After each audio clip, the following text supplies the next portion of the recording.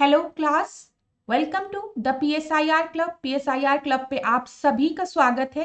PSIR club पे मैं ऐश्वर्या सिंह आप लोगों को पढ़ा रही हूँ सेकेंड एआरसी रिपोर्ट। आज के डिस्कशन को स्टार्ट करने के पहले मैं आपको बता दूं, द पीएसआईआर क्लब की ऐप भी आप डाउनलोड कर सकते हैं प्ले स्टोर पे जाके, और पीएसआईआर क्लब के टेलीग्राम ग्रुप को भी आप ज्वाइन करिए ताकि आप अपडेट रह सके। अगर कोई भी नई क्लासेस आती है तो तुरंत आप अपडेट हो पाए। तो चलिए आज की क्लास को हम स्टार्ट करते हैं। आज की क्लास में हम डिस्कस करने वाले हैं सिटीजन चार्टर के बारे में। देखिए, सिटीजन चार्टर मेनली एक तरीके का कमिटमेंट होता है। मैंने क्या बोला है? सिटीजन चार्टर एक तरीके का कमिटमेंट होता है। अब ये कमिटमेंट कौन किससे करता है, इस पे ध्यान दीजिएगा। ये कमिटमेंट एक ऑर्गेनाइजेशन अपने कस्टमर से करती है।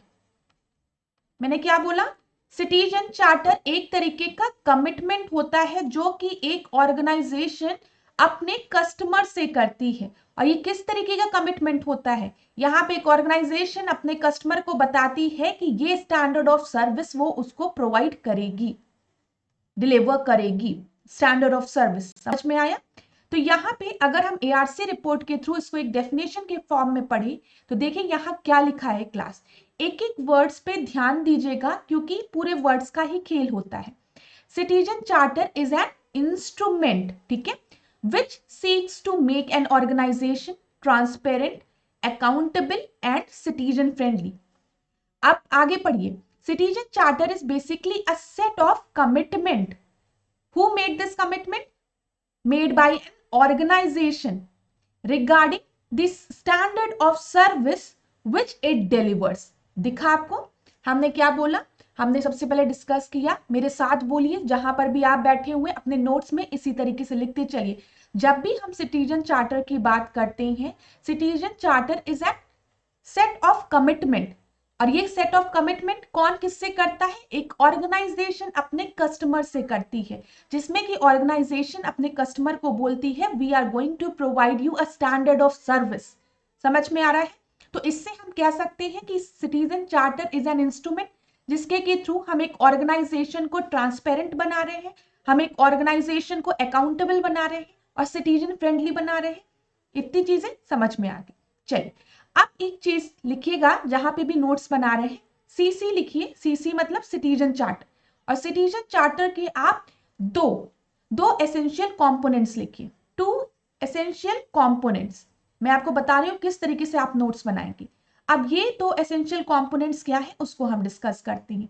पहला कंपोनेंट जो आपका होता है वो है विजन एंड मिशन स्टेटमेंट।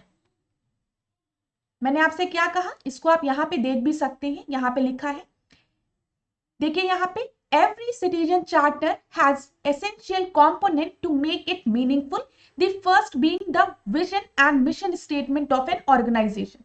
हमने कहा कि पहला क्या विजन है और क्या मिशन है किसी ऑर्गेनाइजेशन का, ये प्रॉपरली डिफाइंड होना चाहिए। दूसरा एसेंशियल कंपोनेंट क्या होता है उस पे आते हैं। दूसरा एसेंशियल कंपोनेंट होता है कि किस तरीके की सर्विस प्रोवाइड करने वाला है आपको कोई ऑर्गेनाइजेशन, ठीक है, जिसमें कि ऑर्गेनाइजेशन क्लियरली बताता है कि वो किस सब्जेक्ट से डील करेगा और किस एरिया में वो सर्विस प्रोवाइड करेगा। तो यहाँ पे लिखिए सब्जेक्ट डिफाइंड होता है, जो कि एक ऑर्गेनाइजेशन जिस सब्जेक्ट के साथ डील करेगा, जिस एरिया में सर्विस प्रोवाइड करेगा, इसके बारे में पता रहता है। तो यहाँ पे ये भी देखिए। तो अब आप इस तरीके से पढ़ सकते हो, कोई भी सिटीजन चार्टर हो उसमें कुछ एसेंशियल कंपोनेंट्स होते हैं। पहला एसेंशियल कंपोनेंट क्या होता है? Vision and mission statement of an organisation. एक ऑर्गेनाइजेशन का विजन क्या है, उसका मिशन क्या है, और दूसरा क्या है कि जो ऑर्गेनाइजेशन है वो क्लियरली डिफाइन करती है what subject it deal with and the service area it broadly covers. इतना कंप्लीट हुआ।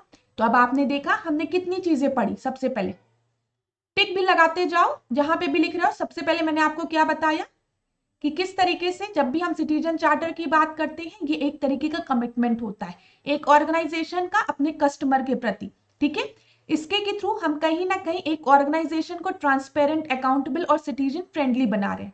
फिर मैंने आपसे दो एसेंशियल कंपोनेंट डिस्कस किए जो कि सिटीजन चार्टर के होते हैं। पहला vision and mission of an organisation और फिर सब्जेक्ट एंड एरियाज वो कवर करता है। चलिए इतनी चीजें आपको समझ में आ गई। अब हम बात करते हैं इवोल्यूशन ऑफ सिटीजन चार्टर की, जो कि थोड़ा सा इंपॉर्टेंट है। अगर सिटीजन चार्टर के इवोल्यूशन की बात करें तो सबसे पहले 1991 में यूके में इसको इंट्रोड्यूस किया गया था। It was released by prime minister John Major, आपको दिख रहा है यहाँ पे।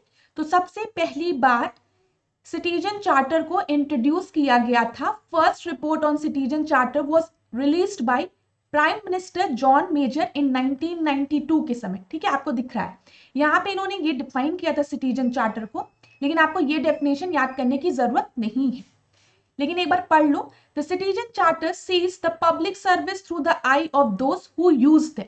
समझ में आ रहा है? The citizen charter sees the public service through the eyes of those who use them. For too long, the provider has dominated and now it is the turn of the user. ठीक है, जो भी user है हम उसके angle से देख रहे हैं कि उसको किस तरीके की सर्विस चाहिए। एक यूजर को ध्यान में रखते हुए हम पब्लिक सर्विस की बात कर रहे हैं।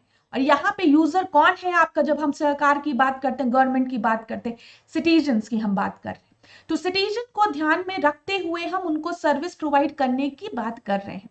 ये आपका मेन पर्पस था सिटीजन चार्टर को इंट्रोड्यूस करने का, कहीं ना कहीं एक ट्रस्ट स्टैब्लिश करने का गवर्नमेंट और सिटीजन के बीच में।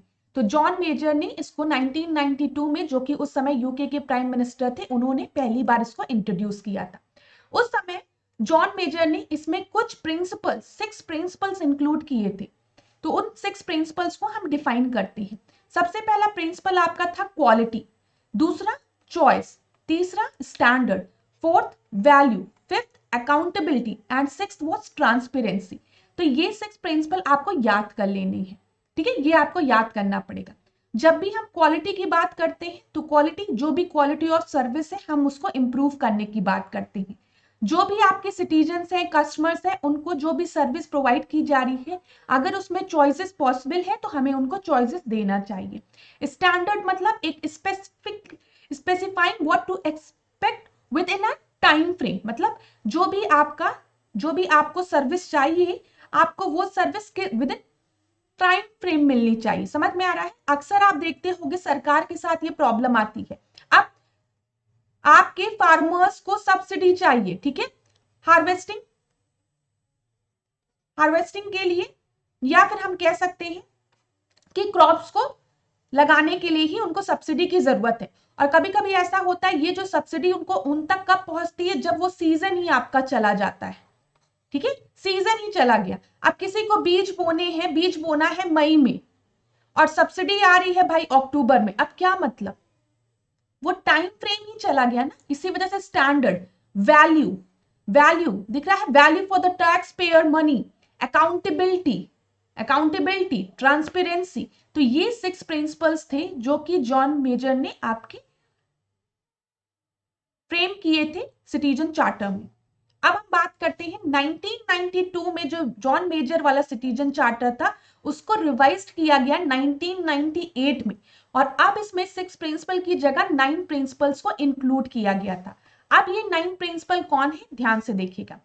Set the standard of service, be open and provide full information, consult and involve, encourage, assess and promote choice, treat all fairly, put the things right when they go wrong, use resource effectively, innovate and improve, work with other provider। दिखा आपको?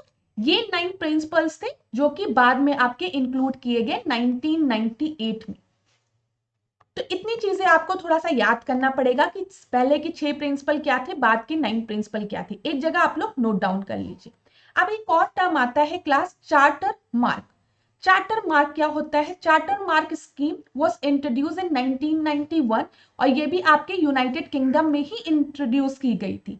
इसका main purpose क्या था? जो भी citizen charter था उसको improve करना। ठीक है, यहाँ पे कुछ क्राइटेरियाज दिए गए हैं सिटीजन चार्टर में। सबसे पहला देखिए criteria 1, set the standard and perform well. Second, actively engage with your customer, partner and staff. Third, be fair and accessible to everyone and promote choice. Fourth, continuously develop and improve. Fifth, use your resource effectively and imaginatively. ठीक है। Six, contribute to improving opportunity and quality of life in the communities you serve। Class देखिए, यहाँ पे जो भी आपके steps दिए गए हैं, इस स्टेप्स को आप अपने केस स्टडी में भी यूज कर सकते हैं। आप किस तरीके से यूज करेंगे, हम थोड़ा सा उसकी बात करते हैं।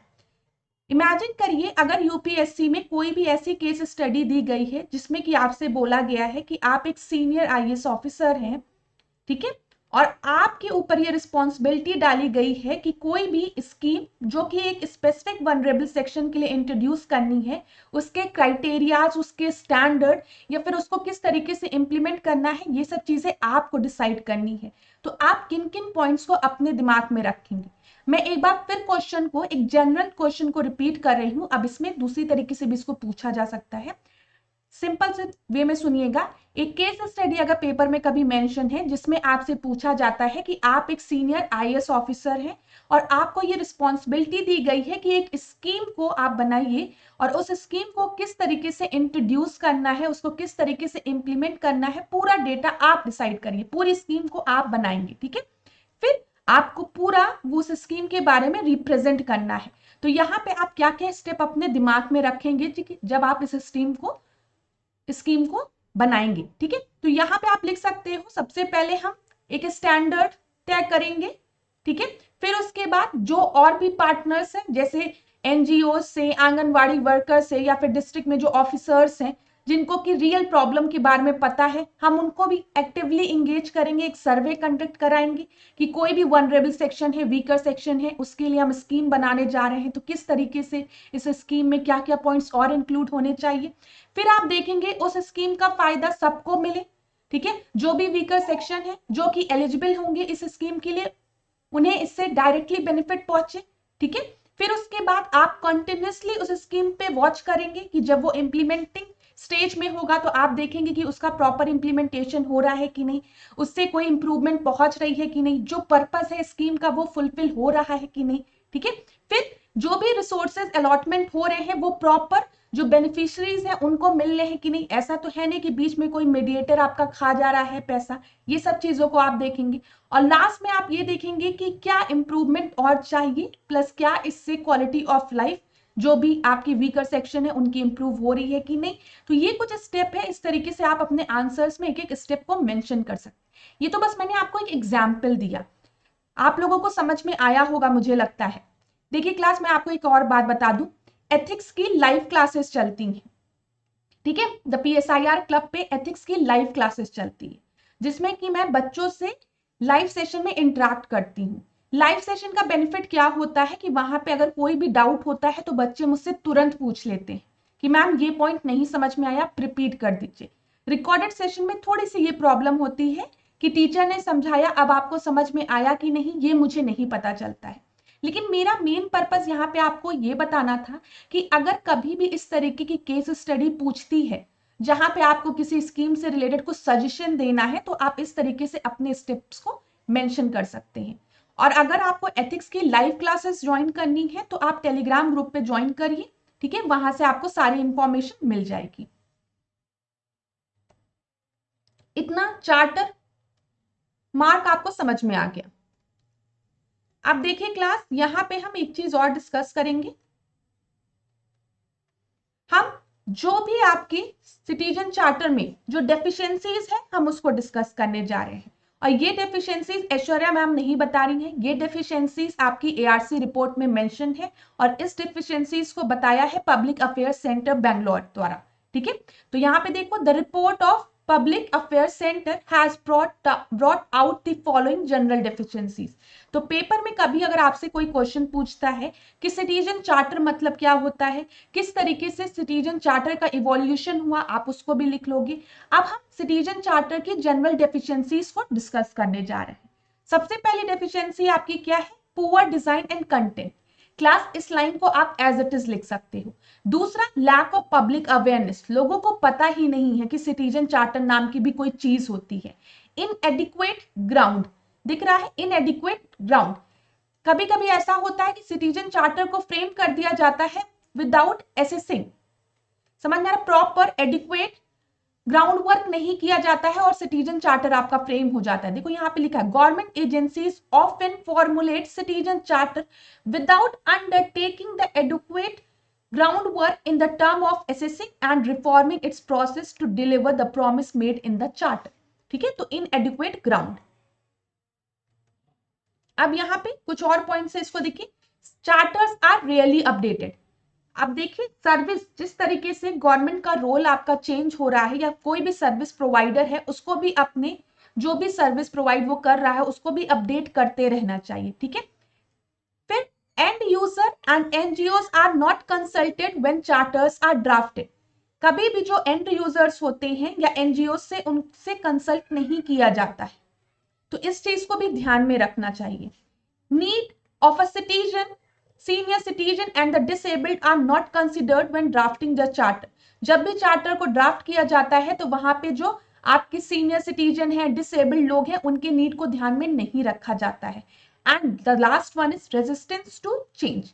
मतलब मैंने आपको बताया अभी कि अपडेट नहीं होता है, समझ में आ रहा है? अपडेट नहीं किया जाता है सिटीजन चार्टर, तो आप लिख सकते हो रेजिस्टेंस टू चेंज।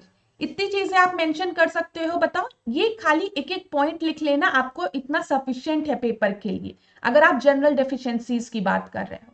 अब हमने जनरल डेफिशिएंसीज की बात अगर कर ली है और आपको समझ में भी आया है, आपने पॉइंट नोट भी कर लिया है क्लास, तो अब मैं कुछ पॉइंट्स और डिस्कस करूंगी जिसमें कि हम इंप्रूवमेंट की बात करेंगे। हमने डेफिशिएंसीज की बात की है, अब हम इंप्रूवमेंट की बात करेंगे। तो देखिए, हम रिकमेंडेशन की बात करने जा रहे हैं और ये एक बहुत इंपॉर्टेंट चीज है। जो जो पॉइंट है उसको एज इट इज लिख लो। Citizen charter should be made effective by adopting the following principle. पहला, one size does not fit all. पहली चीज, ठीक है, एक सिटीजन चार्टर जो आपने फ्रेम किया है जरूरी नहीं है वो सबके लिए यूजफुल हो।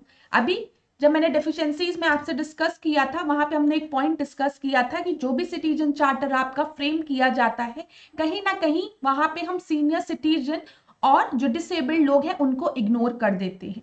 दूसरी चीज क्या लिखी है, citizen charter should be prepared for each independent unit under the overall umbrella of an organisation charter. दिखा आपको, citizen charter should be prepare for each independent unit. क्यों ईच इंडिपेंडेंट यूनिट? क्योंकि हर एक इंडिविजुअल अलग तरीके का है। कोई आपका सीनियर सिटीजन है, कोई आपका दिव्यांग है, तो हर कोई अलग अलग तरीके का है, तो हर किसी को अलग अलग तरीके की सर्विस प्रोवाइड करनी चाहिए, लेकिन within overall umbrella of an organisation charter. फिर नेक्स्ट पॉइंट पे आइए। थर्ड पॉइंट क्या है, wide consultation which include civil society in the process. जब मैंने आपसे डेफिशिएंसीज डिस्कस की थी सिटीजन चार्टर की, तो वहां पे एक पॉइंट मैंने मेंशन किया था, जब भी सिटीजन चार्टर आपका फ्रेम किया जाता है तो कहीं ना कहीं एंड यूजर को और एनजीओस को नहीं कंसल्ट किया जाता है। तो अब हमें, जब हम इंप्रूवमेंट की बात करेंगे तो आप लिखेंगे यहाँ पे कंसल्टेशन जरूरी होता है सिविल सोसाइटी से, एनजीओ से, एंड यूजर से। फिर firm commitment to be made. जो भी कमिटमेंट आपकी सिटीजन चार्टर में दी गई है, ये ध्यान में रखना चाहिए कि वो कमिटमेंट फुलफिल हो। ठीक है। फिफ्थ क्या है, internal process and structure should be reform to meet the commitment given in the charter. याद करो, डेफिशिएंसीज में हमने बोला था कि रिजिड होता है, ठीक है, चेंजेस नहीं इतनी जल्दी अडॉप्ट करता है, रिफॉर्म नहीं होता है। उसी चीज को अब हमने क्या कहा है कि जब भी रिफॉर्म करने की जरूरत हो तो रिफॉर्म करना चाहिए, अपडेट करना चाहिए। सिक्स्थ क्या है, redressal mechanism in case of default. ठीक है, अगर जो भी आपकी पब्लिक है उनकी कोई शिकायतें हैं तो उसके अकॉर्डिंग भी चेंजेस करने चाहिए। ठीक है, उनकी शिकायतों को सुनना चाहिए। Periodic evaluation of citizen charter. ठीक है, इवैल्यूएशन होना चाहिए, अगर कुछ चेंजेस की जरूरत है तो वही चेंजेस करते रहना चाहिए। Benchmark using the end user feedback. जो भी एंड यूजर है उसका फीडबैक बहुत इंपॉर्टेंट होता है। And ninth, hold officers accountable for the result. यहाँ पे ऑफिसर्स की अकाउंटेबिलिटी होनी चाहिए कि जो भी पब्लिक सर्विस है, जो भी सर्विस है वो पब्लिक को मिले। ठीक है, जो भी कमिटमेंट किया गया है उसके लिए आप अकाउंटेबल होंगे।